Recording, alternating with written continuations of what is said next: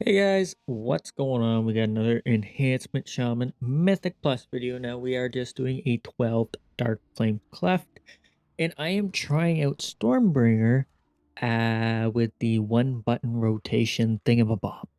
And I can say that yeah, it's not good. It's not good. Anyways, the video is sped up a little bit, just to make sure that we're not taking too long on it and stuff like that, because it does take quite a while to do a key. But I mean, I speed them all up, so I guess it's normal. I don't know. But anyways, so for the one button rotation, because I did Toad Mick a couple weeks ago, and it wasn't great, but it wasn't bad. I thought, you know what? Let's try out Stormbringer and see how that does. And then I noticed that the priority list was almost the exact same as Totemex. So that kind of tells me that no matter what talents you choose or anything like that, it has a general set abilities or priority list to choose from, which makes a lot more sense than having some form of, I'm not sure, like AI thing or something going on behind the scenes. When you select this talent, it bumps it up in the priority and so on and so forth, which does make a lot of sense. And the reason why I say that is because the one button, it should be kind of like a almost an introduction, I guess, to the specialization or whatever. It kind of helps you or guides you in a way of showing you, okay, this is kind of what it's supposed to do. And in our case, it really does depend on what build you're running. um so if you're more totemic, it's gonna show you a bit more of what to do when you're totemic style, but when you're Stormbringer, it does not work quite nicely. But yeah, so that's one thing I realized, mainly because I didn't do any true reading up on the one button thing. I did see Wowhead's article on the DPS loss and stuff like that. So that way I kind of understood that it was going to hit Stormbringer quite hard, but I did not believe it would hit it quite to this extent. It prioritizes Lava Lash and Flame Shock over everything, which is kind of weird. And it will not cast your Maelstrom spenders unless you have 10 Maelstrom. Like, it will literally refuse to cast Maelstrom without 10 Maelstrom stacks, which is kind of weird. Um, But at the same time, yeah, like Storm Strike should be your prioritized button. Obviously, going into a pack, you want a Flame Shock Avalanche, which it does. And then you want a Primordial Wave Doomwind's Primordial Storm, which it sometimes does in that order, but it gets kind of weird.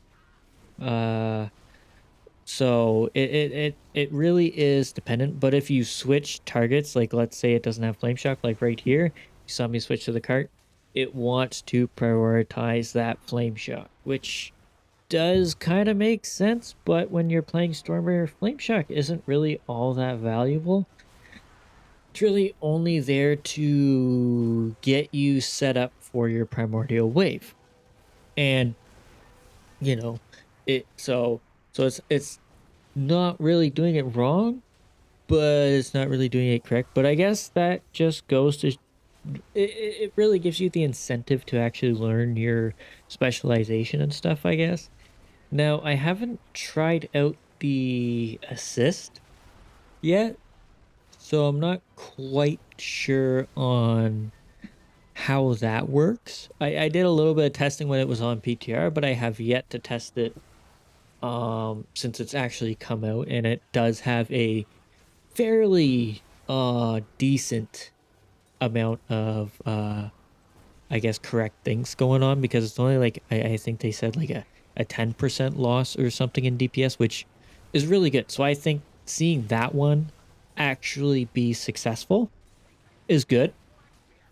And seeing the one button rotation it does do damage. It, like, you know, but I wouldn't say it's on par with 70% of the player base, although I don't really know exactly what 70% of the player base as enhancement shamans are doing for damage, but I'm fairly certain that it's doing better than probably 60.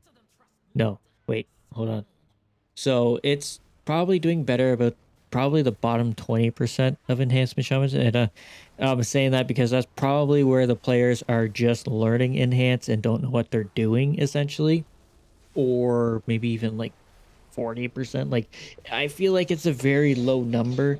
Just like enhancement is very specific, but most people are very confused at the start. But once you get the hang of it, I think most people are like, okay, this is pretty simple to follow and stuff like that. It's just reaction time for enhancement, in my opinion.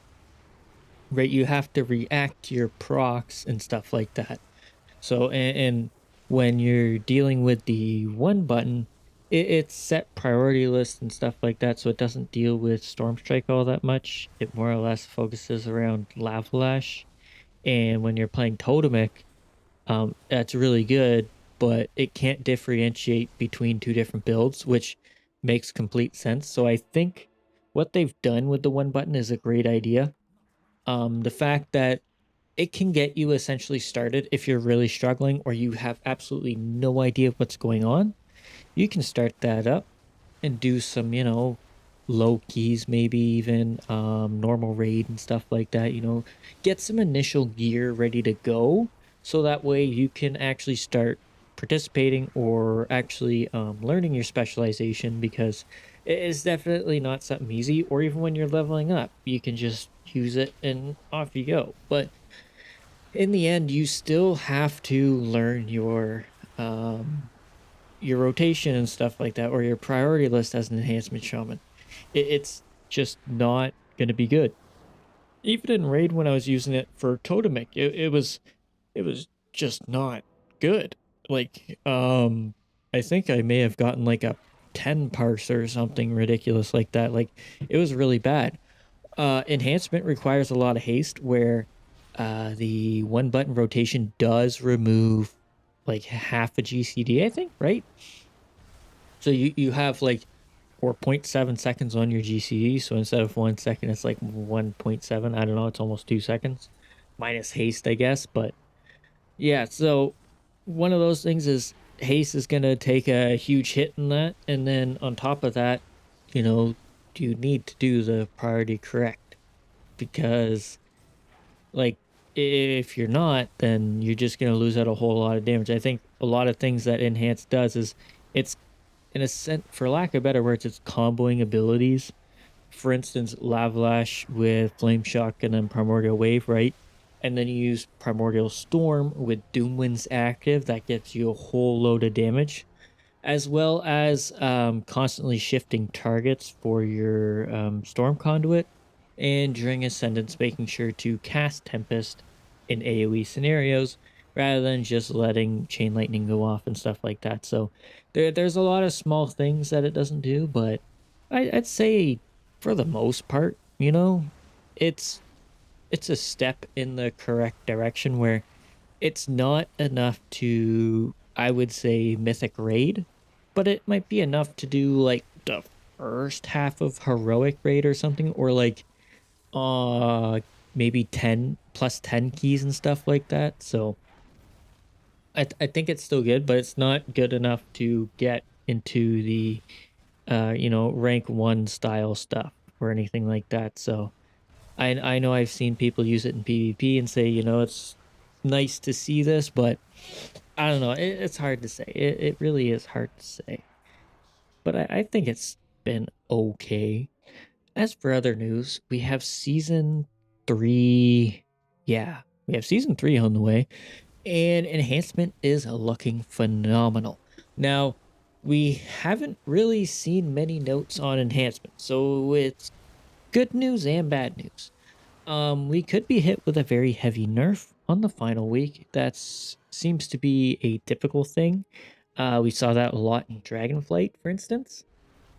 but at the same time, we could just we could be left alone. Like right now, a lot of people had us in S tier for Mythic Plus and rating, and then a whole bunch of classes got buffed and nerfed. For instance, Frosty K I think got hit with a fairly heavy nerf. And then I think like Shadow Priest I think got buffed, and Fire Mage. I don't exactly know what classes, but anyways, I've seen a few tier lists here and there, and they've put us in A plus tier, which, I think last week I mentioned that too. We're moved down to A tier, and it's not because we're getting nerfed. Honestly, the only nerf I've seen is to our tier set and a little bit of a nerf to Tempest on its AoE effect, not its single target. So we're actually in a phenomenal position. As for what specialization we're really going to play, or hero talent, I guess, I believe it's Stormbringer right now. I don't know what the state of Totemic is. For instance, in Mythic Plus, I've tried to run keys on the BTR, but nobody wants me, which is fair. But I think the tier set is still quite weak compared to Stormbringers. But at the same time, I think it might blast in a scenario group where like you have like a huge funnel cleave. So like you have an arcane mage or a frost DK, more or less focused on one target and cleaving out. If you go totemic, you get like this huge increase to your mass AoE damage. So it'll be interesting to see what kind of comps come out of it. Plus, I think both enhance and restoration are very powerful right now in the PTR. So we may just see Resto Shaman replace us in keys. But I think in raid we might actually see some playability. We may even see some in the world first, which would be exciting. Um, but Elemental doesn't seem to be doing so great, which is kind of scary because usually Elemental's the better spec, or it brings itself up throughout the season, and we've seen that with this current season in season 2. Enhancement has fallen quite far. In raid, I think we were top 5 for like the first few weeks, and then now we're almost last place. I think we're like third overall. I don't know what all that the Warcraft logs connect to or anything like that. So like add cleave and stuff, I'm not too certain of, but I still find it sucks. But I mean, like they've stated before, the difference between first place and last place is like only 5 or 6%, right? It's not a lot compared to a few expansions ago where it was like 10 or 15%. We're significantly closer. Maybe it's even like 3% now, I'm not sure, but things are a lot closer. So we're not really, and RNG does take the wheel for enhance. I think everybody that plays it knows RNG is a pretty big factor in an enhancement shaman playstyle. But other than that, we got Mists of Pandaria coming out uh today or tomorrow, whatever. I don't know. It's one of the times, and that's going to be fun. I'm definitely going to be playing Enhancement Shaman in that. Going to be aiming more or less for all the challenge modes. I don't know how much I'll be rating in it, but I'm certainly going for all gold challenge modes, no matter what. It does not matter. I want that transmog because I'm crossing my fingers that eventually they'll allow us to have it through retail, but they might not. They might not. So, but yeah, that's my plan for Miss Pandaria, and I'll probably stream it quite a bit. As soon as I get on, it'll probably be like, a day stream or something, just trying to get some time in, get to level 90. I think it's level 90. And I'm actually playing Alliance, which kind of sucks. It'll be the first. Actually, I think I played Alliance back in MOP because my cousin was Alliance, something like that. And then I swapped back to Horde. I think that was the only time. So it'll be interesting being Alliance for once, playing a dwarf. So it'll be pretty cool. mainly because my Season of Discovery guilds decided they were going to move on to Mop Classic with the whole shutdown of Season of Discovery. Not necessarily shutdown, but going into maintenance mode. So and with Classic Plus on the way, I'm really crossing my fingers that it's going to be something similar to Season of Discovery, because I had a lot of fun in Season of Discovery. I really, really did enjoy it. It was fun. The phasing was perfect. Like, you were basically doing, you leveled to 25, right? And I was like, okay, three months maybe. And it was like, okay, on to the next phase. Let's get to level 40. These small increments of levels in Classic made it a whole lot more tolerable for me, because if I go to play Classic right now, the leveling process for me is just too long and boring, and I can't personally do it. I like to fast level or get to some proper content and stuff like that. So I typically like to do dungeons all the time. That's my thing. That's why I'm always in Mythic Plus or arenas or something. It's just I like to do that. I don't like world content, which is what it is. But Classic is all about. So it I am curious to what they do plan, because I know I've heard some um I guess opinions about it, and it's like, are we really going to be doing the classic quest lines all over again, like for the 50th time and stuff like that? And that got me thinking, like, yeah, could they maybe change it? I feel like doing a whole new thing would be quite interesting. Maybe doing like a whole, I don't know, I don't even know, but like change up the quest line or give it a bit more of a linear time. I'm not sure, but I think that would be something interesting, because we've done classic quite a lot, and I'm genuinely, I don't know how the classic players do it, but they do it and they enjoy it, which is them, which they're probably thinking the exact same thing about us playing retail. So I am quite excited to see what they have in store for Classic Plus and what else is going on for MOP. And then we also have Legion Remix coming soon, which they recently announced that the Mage Tower isn't going to give out any appearances, um, which I kind of accept. I mean, I have them all, but it makes sense. I just wish they would kind of do a special appearance, I guess, for this Legion Remix effect. And the reason for that is just because the Mage Tower was one of the greatest things ever brought into the game. It was a really cool solo scenario event that got you a really cool piece of cosmetic, and everybody wanted to do it. And somehow they thought, let's not bring this back. And I don't mean that in the let's not bring the Mage Tower back. Let's, like, they seem to be very against bringing back solo content with the reward of some sort of cosmetic. And I think that's a huge loss. Like, challenge mode right now, I think would go insane. And I know we have Mythic Plus, but a cool challenge mode where no affixes, but it's just doing that old style challenge mode where it's like, okay, you have to beat the dungeon on mythic difficulty with heroic item level gear. Like, your gear is all scaled down. I think that'd be phenomenal. Like, I don't know. I feel like we get a whole bunch more players, because the mop challenge mode was massive. Then the warlord challenge modes were also massive. Then they moved it into Mythic Plus, which blew up as we know today. But I think having that kind of content would be amazing. I think it really would bring some players back, and it would keep some players playing a lot.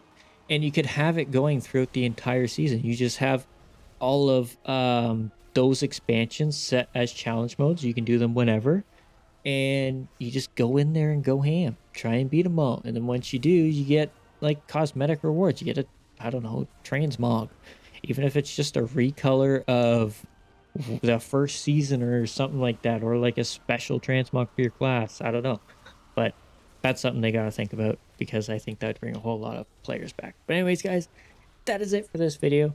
Hopefully you enjoyed. Hopefully you didn't mind me rambling on too much, but yeah. As for the one button, it is what it is. And, use it or not. It's up to you. But anyways, thanks so much for watching. Hopefully you enjoyed, and hopefully I'll see you in the next one. Laters!